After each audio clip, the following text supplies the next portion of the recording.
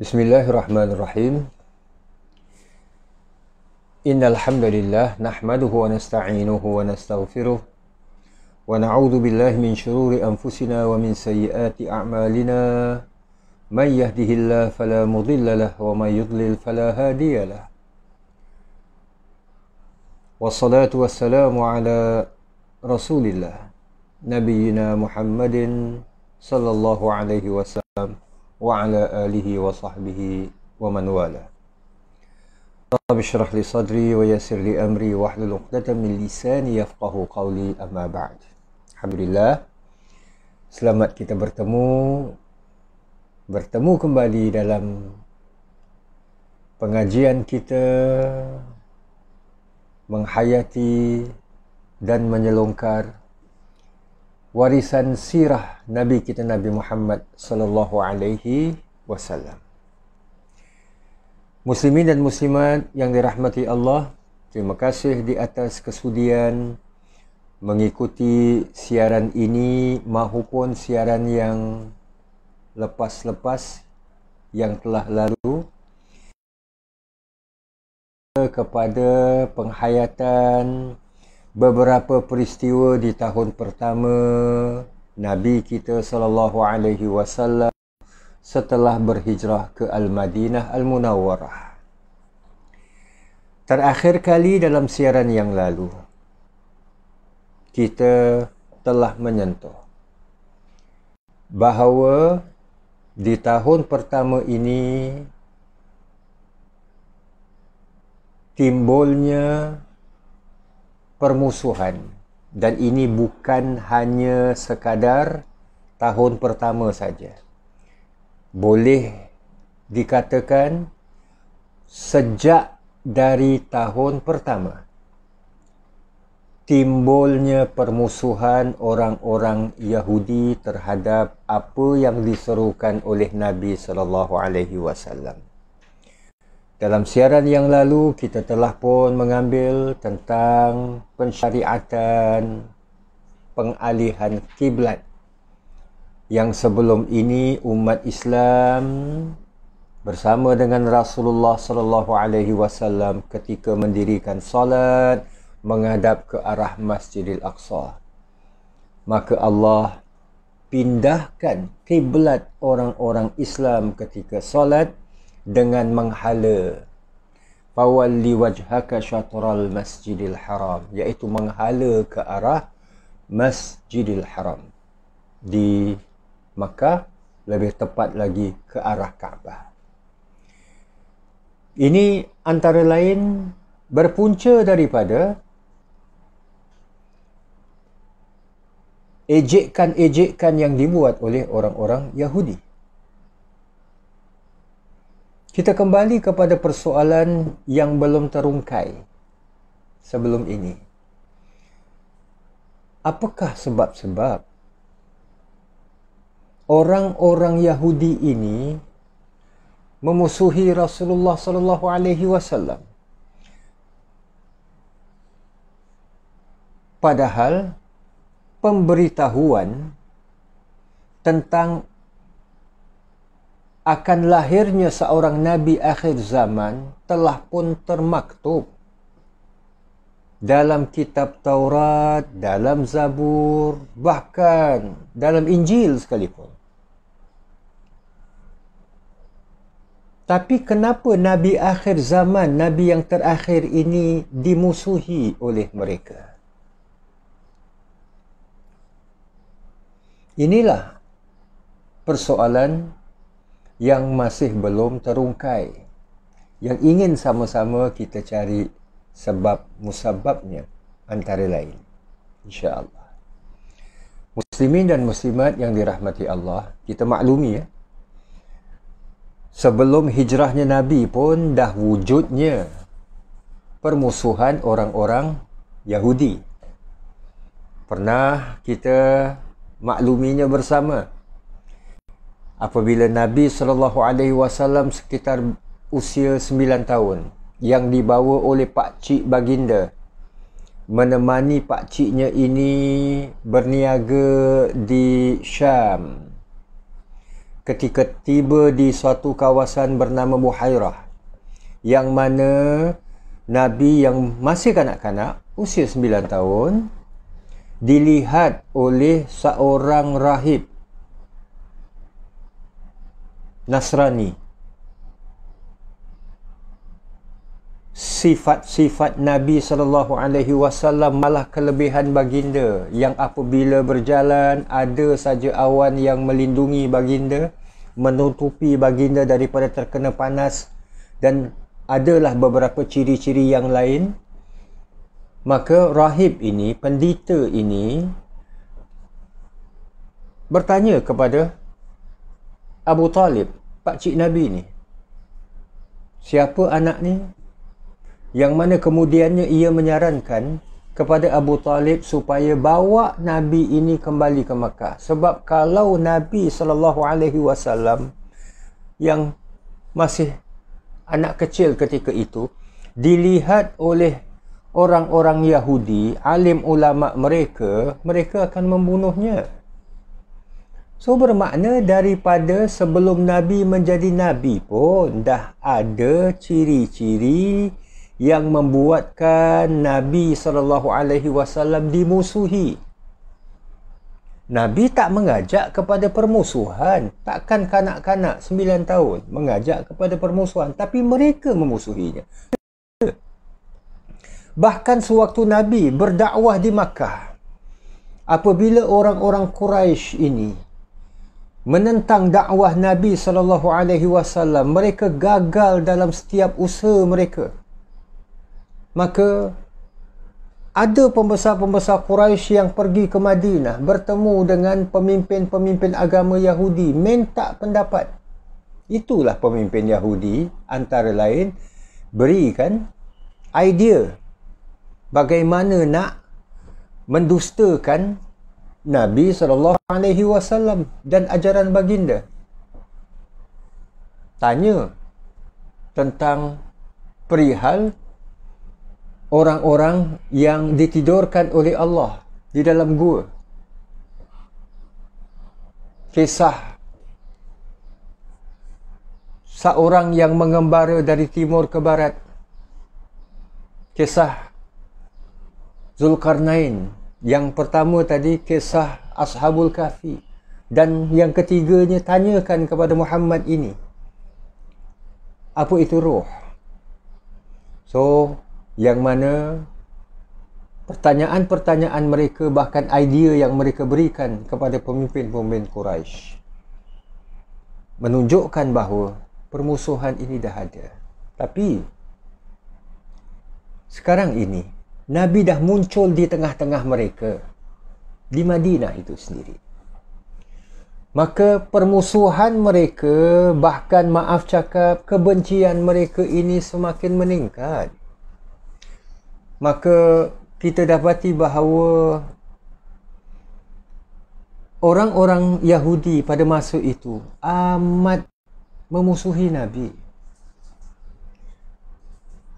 Muslimin dan muslimat yang dirahmati Allah, permusuhan mereka terhadap Nabi SAW, penolakan mereka terhadap apa yang diserukan oleh Nabi SAW, ada beberapa sebab. Pertamanya, turunnya firman-firman Allah. Surah Al-Baqarah, Surah Ali Imran, Surah Al-Ma'idah, Tiga surah ini antara lain mengandungi ayat-ayat firman-firman Allah Subhanahu wa taala. Bahkan surah Al-Bayyinah terkandung firman-firman Allah Subhanahu wa taala yang menceritakan tentang keingkaran orang-orang Bani Israel.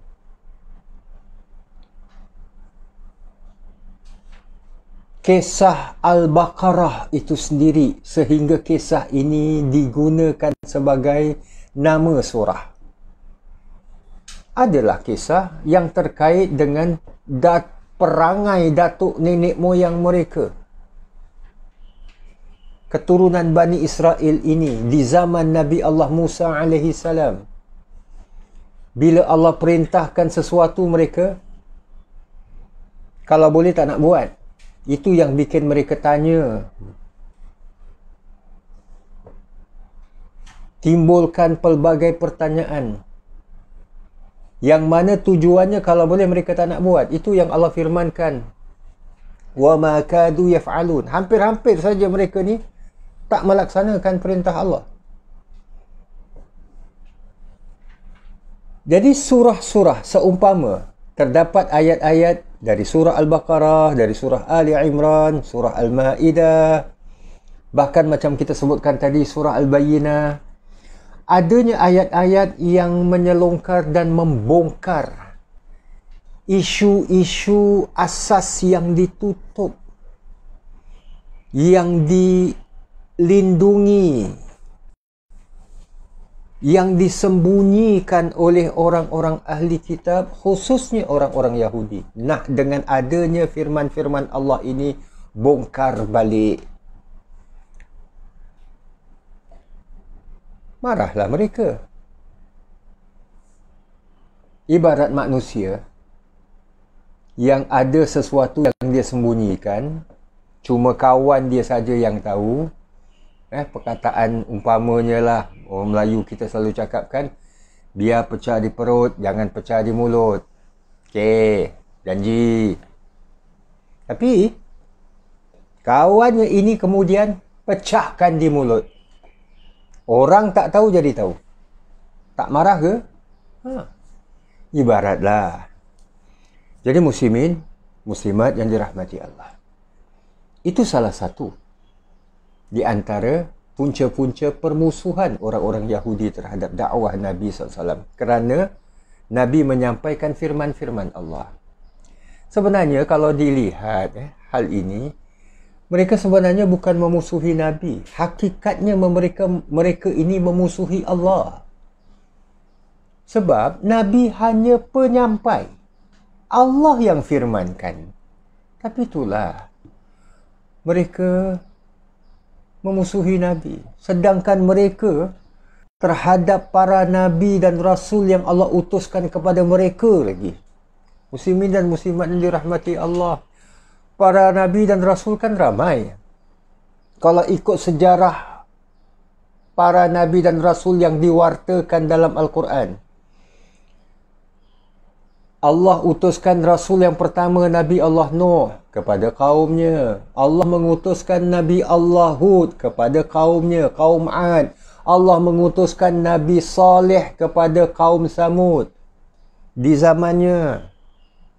Allah utuskan Nabi Allah Shu'aib kepada kaumnya. Ini semua Nabi-Nabi adalah sebelum Nabi Allah Ibrahim AS. Sejak daripada Nabi Allah Ibrahim, keturunan baginda, yang sebahagian daripadanya diangkat dan dipilih oleh Allah untuk menjadi Nabi dan Rasul, diutuskan kepada Bani Israel. Seorang demi seorang, bahkan dalam satu zaman pun seperti mana yang diwartakan, seumpama dalam surah Yasin, pada satu kaum, pada satu masa Allah Subhanahu wa taala sampai utuskan 3 orang rasul. Fa'azzazna bithalis. Kami perkukuhkan 2 rasul yang diutuskan sebelumnya dengan yang ketiga. So mereka ingkar. Mereka menolak. Maka Nabi-Nabi dan Rasul ni mereka memusuhi dan mereka membunuh, apatah lagi Nabi kita Nabi Muhammad sallallahu alaihi wasallam.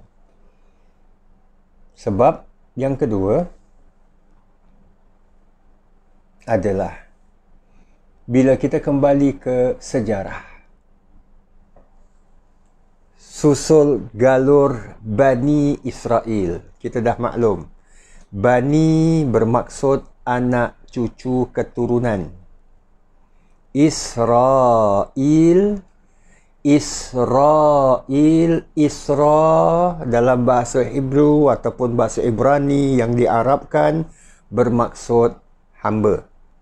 Il adalah Allah. Jadi Israel adalah hamba Allah, iaitu nickname, gelaran yang diberikan kepada Nabi Allah Yaqub.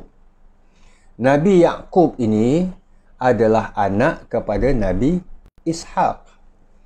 Nabi Ishaq adalah anak kepada Nabi Ibrahim. Nabi Ibrahim sebelum mendapat Nabi Ishaq. Sebab Nabi Ishaq ini Allah kurniakan kepada Nabi Allah Ibrahim ketika Nabi Allah Ibrahim dah tua, dah lanjut usia. Sebab itu terkisah dalam firman-firman Allah, kisah di mana adanya dhaifi Ibrahim, adanya para tetamu Nabi Allah Ibrahim datang berkunjung menemui Nabi Allah Ibrahim dan mereka membawa dua pengkhabaran. Pengkhabaran pertama, mereka tetamu-tetamu ini diutuskan oleh Allah. Tetamu-tetamu ini yang dimaksudkan adalah para malaikat yang menyerupakan diri mereka sebagai manusia. Jadi para tetamu ini mengkhabarkan, para malaikat ini mengkhabarkan kepada Nabi Allah Ibrahim, pertamanya, kami diutuskan untuk menghancurkan kaum Lut. Kaum Lut adalah kaum yang di satu negeri ataupun wilayah yang berjiran dengan wilayah yang didiami oleh Nabi Allah Ibrahim pada ketika itu. Semuanya di daerah Baitul Maqdis. Berkaitan dengan Dead Sea, Laut Mati dan sebagainya. Pengkhabaran kedua, nak khabarkan kepada Nabi Allah Ibrahim AS bahawa Nabi Ibrahim ini walaupun dah lanjut usia, walaupun isterinya maaf cakap tak dapat mengandung, yalah pula dah sama-sama tua lah, ditambah pula isterinya ini mengandung, apa tak boleh mengandung, senang cakap, bahasa kasar sikit, iaitu mandul lah. Allah nak kurniakan kepada pasangan Nabi Allah Ibrahim dan isterinya Sarah ini seorang anak. Bahkan bukan setakat seorang anak je. Anak itu turut diberi nama, iaitu Nabi Ishaq. Bahkan pengkhabaran itu diperincikan lagi. Nabi Allah Ibrahim bukan hanya setakat mendapat Nabi Ishaq, tapi bakal nantinya dari Nabi Ishaq ini Nabi Ibrahim akan mendapat seorang cucu. Wa min wara'i Ishaqa Yaqub. Nabi Ibrahim akan mendapat cucu yang bernama Yaqub. Jadi Yaqub ini anak kepada Nabi Allah Ishaq. Dan Nabi Ishaq anak kepada Nabi Allah Ibrahim AS. Nabi Yaqub inilah yang mempunyai 12 orang anak. Salah seorang di antara mereka adalah Nabi Yaqub, Nabi Yusuf. Kita maklum, gelaran Nabi Yaqub ini adalah Israel. Jadi anak cucu daripada 12 anak Nabi Allah Yaqub ini, itulah dia Bani Israel. Yang Allah kemudiannya utuskan para Nabi dan Rasul kepada keturunan ini, Bani Israel. Daripada keturunan inilah kemudiannya datang Nabi Musa, datang Nabi Daud, Nabi Sulaiman, Nabi Ilyas, Ilyasa dan seterusnya. sampai kepada Nabi yang terakhir buat mereka, iaitu Nabi Allah Isa alaihi salam. Semua datang daripada keturunan Nabi Yaqub bin Ishaq bin Ibrahim. Nabi Musa membawa kitab Taurat. Kemudian Nabi Daud selepasnya, Allah utuskan kepada Nabi Daud kitab Zabur. Jauh selepas itu, Allah turunkan kitab Injil kepada Nabi Allah Isa alaihi salam. Pada kitab-kitab ini ada menyebutkan nanti akan datang seorang Nabi akhir zaman. Bahkan dalam Al-Quran pun, Al-Quran ada menceritakan adanya firman-firman Allah yang terdapat dalam kitab Injil. Akan datang seorang Nabi min ba'di, selepas aku, iaitu selepas Nabi Allah Isa alaihi salam. Min ba'di ismuhu Ahmad, namanya Ahmad. Salah satu gelaran Nabi sallallahu alaihi wasallam ataupun nama Nabi adalah Ahmad, kan, selain daripada Muhammad sallallahu alaihi wasallam. Jadi ibarat orang-orang Bani Israel ini tunggu, sangkanya bila mana Allah khabarkan menerusi kitab Taurat akan datang nanti Nabi akhir zaman. So mereka tunggu. Bila Nabi Allah Daud dilantik, mereka menyangka, Bani Israel zaman itu menyangka Nabi Nabi Daud alaihi salam adalah Nabi yang terakhir. Tapi di samping Nabi Daud adanya kitab Zabur, yang dalam kitab Zabur ini juga menjelaskan nanti akan datang seorang Nabi akhir zaman.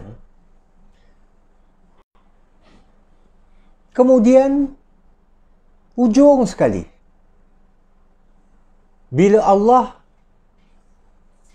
melantik Nabi Isa alaihi salam menjadi Nabi dan Rasul kepada Bani Israel, yang menyampaikan ajaran-ajaran Allah Subhanahu wa taala, mereka menyangka Nabi Allah Isa ini Nabi yang akhir zaman, yang dimaksudkan dalam Taurat, dalam Zabur. Tapi bila mana dalam Injil yang disampaikan oleh Nabi Allah Isa alaihi salam terkandung firman-firman Allah dalam kitab Injil ini, akan datang selepasku seorang Nabi bernama Ahmad. So bermakna Nabi Isa bukan Nabi akhir zaman. Jadi mereka tunggu. Tuk-tuk. Tiba-tiba Nabi akhir zaman ini bukan dari susur galur keturunan Bani Israel. Sebaliknya daripada keturunan Nabi Allah Ibrahim yang seorang lagi, anak sulung Nabi Allah Ibrahim, iaitu Nabi Ismail alaihi salam, yang kemudiannya dipelihara oleh orang-orang Arab dan dikahwinkan bersama dengan orang-orang Arab. Datanglah daripada keturunan ini sehingga keturunan Quraisy, dan daripada keturunan Quraisy inilah lahirnya Nabi kita Nabi Muhammad sallallahu alaihi wasallam. So permusuhan orang-orang Yahudi ini antara lain berpunca daripada soal keturunan, bangsa, blood, darah. Sebab itu mereka memusuhi Nabi adalah Nabi bukan daripada keturunan mereka. So permusuhan mereka berpunca daripada antara lain terkandung firman-firman Allah yang membongkar penyelewengan mereka, penipuan mereka, pemalsuan hukum-hukum Allah yang dibuat oleh mereka, termasuklah datuk nenek moyang mereka, kaum Bani Israel ini. Kedua, atas dasar bangsa dan keturunan. Terkait dengan sebab kedua ni, dasar keturunan ini. Bagi mereka, kalaulah Al-Quran sendiri mengkhabarkan orang-orang Bani Israel ini, especially orang-orang Yahudi dan Nasrani ini, mereka mendakwa bahawa mereka ini nahnu abna'ullahi wa ahibba'uh. Kami ini merupakan kami ini merupakan ahibba. Kami merupakan anak-anak Allah dan ahibba'u, dan juga kekasih-kekasih Allah. Ini dakwaan mereka. Kita ni anak-anak Allah ke? Kita ini kekasih-kekasih Allah. Maknanya bukan setakat anak, tapi anak yang disayang. Maka dalam ayat yang sama Allah bertanya balik, falima yu'adzibukum bidzunubikum. Oleh yang demikian, kenapa Allah mengazab kamu bersebab dosa-dosa kamu? Kalau anak yang disayangi, tok mata je lah, buat tak tahu je lah kalau buat salah. Sayang kan? Tapi tidak.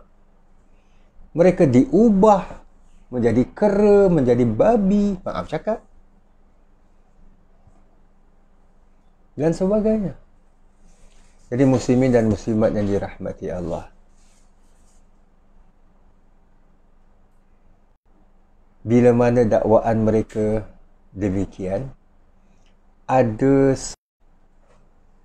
bila Nabi SAW diutuskan, pula Nabi ini daripada susur galur anak kami dari keturunan Ishak, walaupun kedua-duanya anak Nabi Ibrahim, Ishak dan Ismail.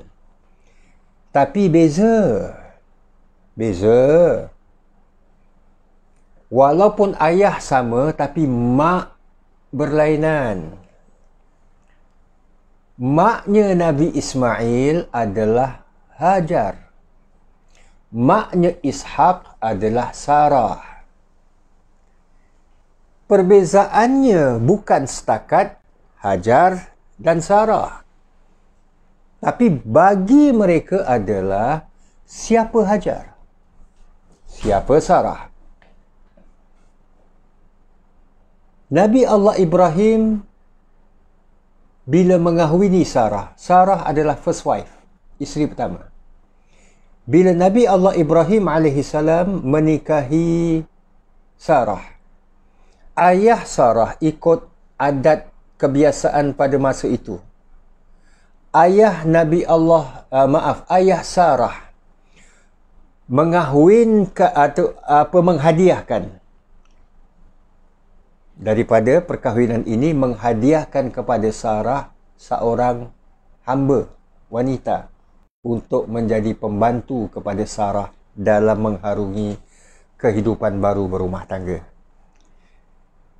So, wanita hamba ini adalah Hajar, yang kemudiannya atas saranan Sarah, apabila Sarah menyedari ia tak dapat mengandung, ia menyarankan Nabi Allah Ibrahim mengahwini Hajar. So, Hajar ini jadi isteri kedua Nabi Allah Ibrahim AS. Tapi Allah kurniakan kepada Nabi Allah Ibrahim dan Hajar ini cepat dapat anak, iaitu dengan mendapat Nabi Allah Ismail. Persoalannya adalah, bagi mereka, Sarah ini wanita mulia, wanita bangsawan. Hajar ini wanita hamba. Jadi, Muhammad dari keturunan Ismail, anak Hajar. Hajar wanita hamba. Rendah darjatnya. Sedangkan kami, iaitu Bani Israel ini, daripada keturunan Ishak.